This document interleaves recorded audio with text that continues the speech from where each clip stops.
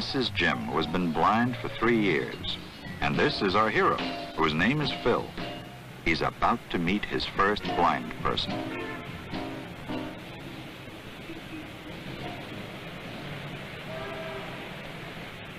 He's like many sighted people when it comes to knowledge about blind people. He's totally ignorant. And like most people, our hero doesn't know that he really doesn't know about blind people. He thinks he knows. Let's prove it by peeking into our hero's mind to see how he would handle this situation.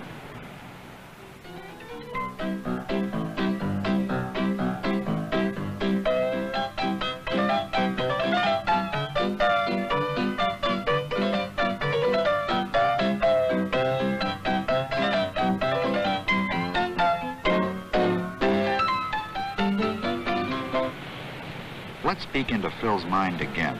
Does he also have that old-fashioned idea that all blind people are beggars and should be treated as objects of grief and pity?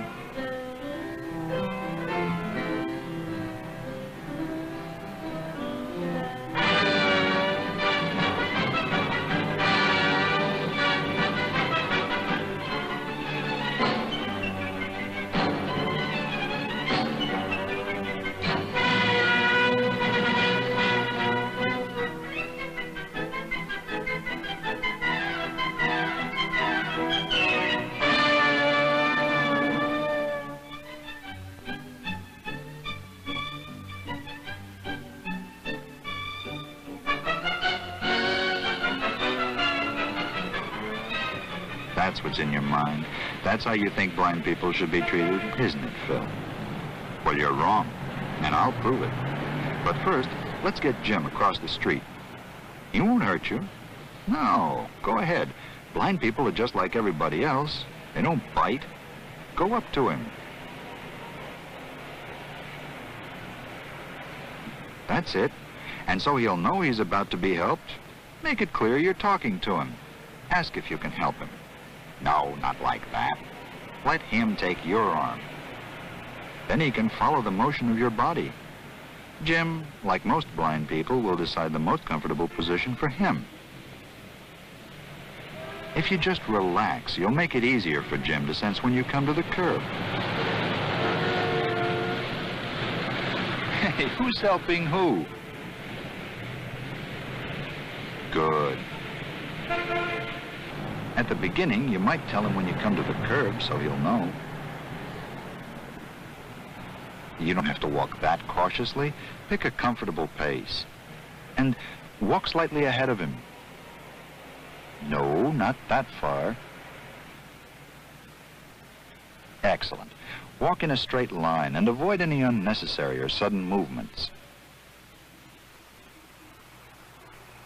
Sometimes stairs present a problem. You see, it's not enough to tell a blind person that you're approaching steps. You must tell him which way they go, up or down. Also, you really should describe them to him. The height of the step, whether they curve. Good. Again, stay slightly ahead of him.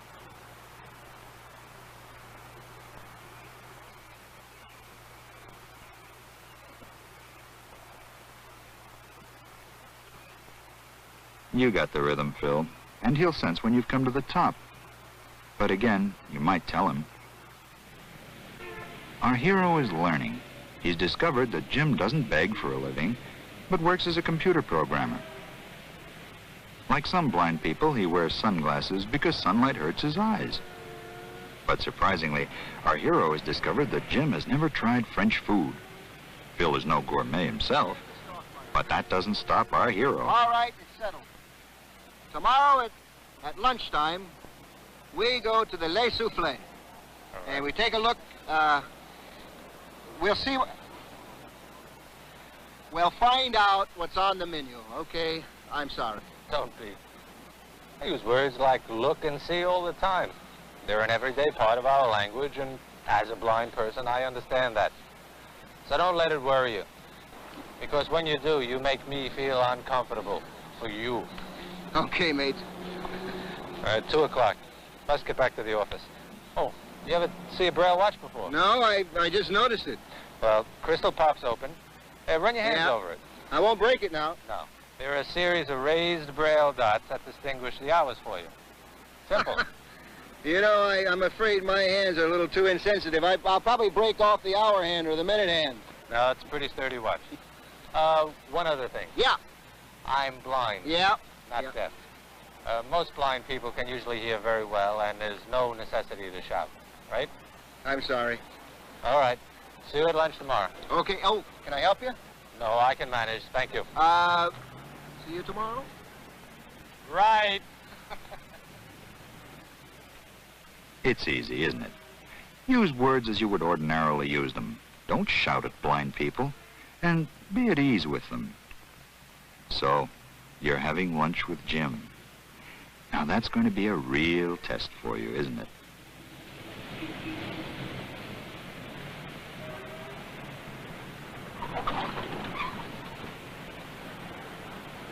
Okay, pal, here we are. All right. Can I help you? No, I can handle it. Okay. How much do I owe you? You owe me $1.20.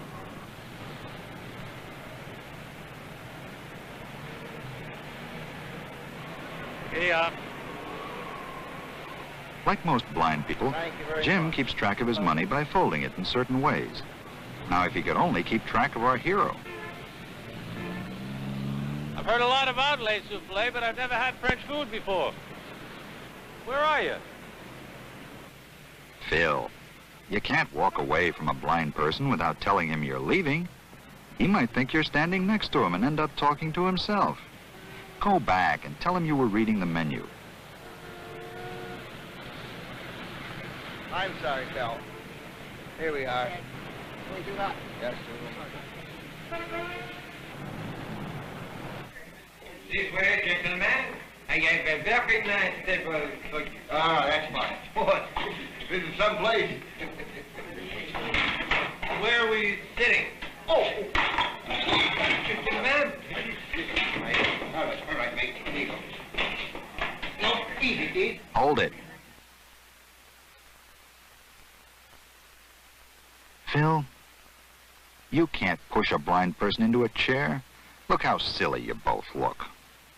Let's use an old movie device and go back and help you out once again.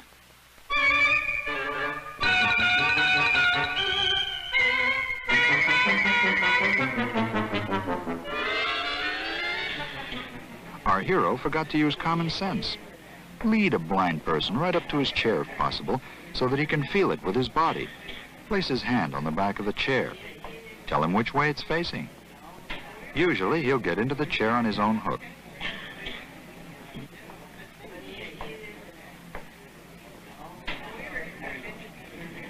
See? The easiest method is the simplest. Thoughts out in one industry, such as manufacturing, You mean like a- some addresses. Right.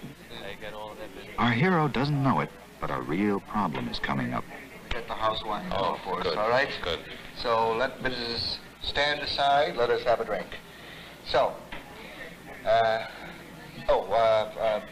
your drink is right.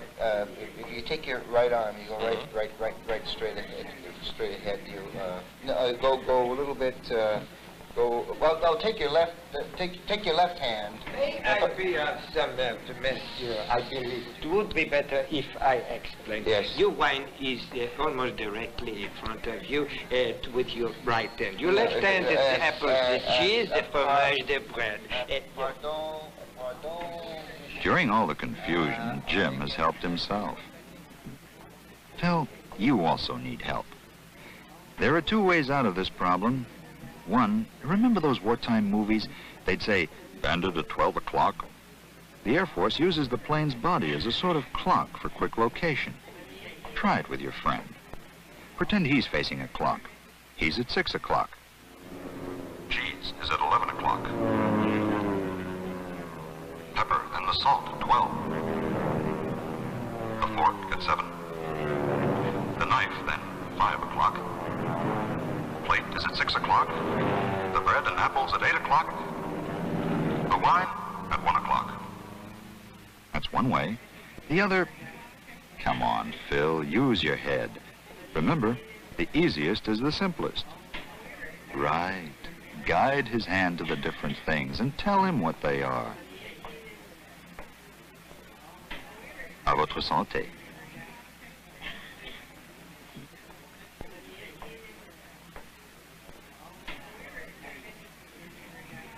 Gentlemen, would you like to order? Yes.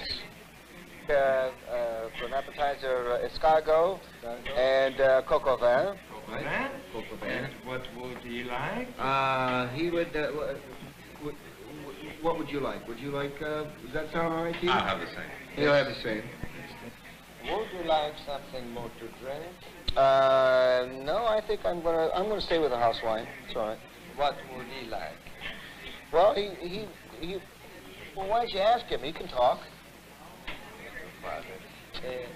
Good for you, Phil. You've discovered an important fact that irritates blind people. They can talk for themselves, and an interpreter isn't needed.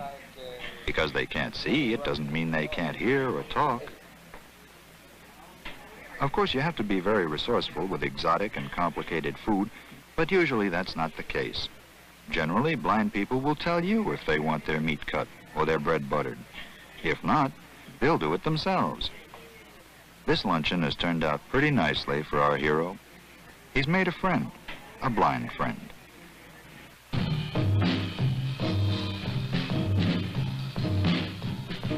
Bill and Jim, who both like art, will sometimes go to a museum during their lunch break.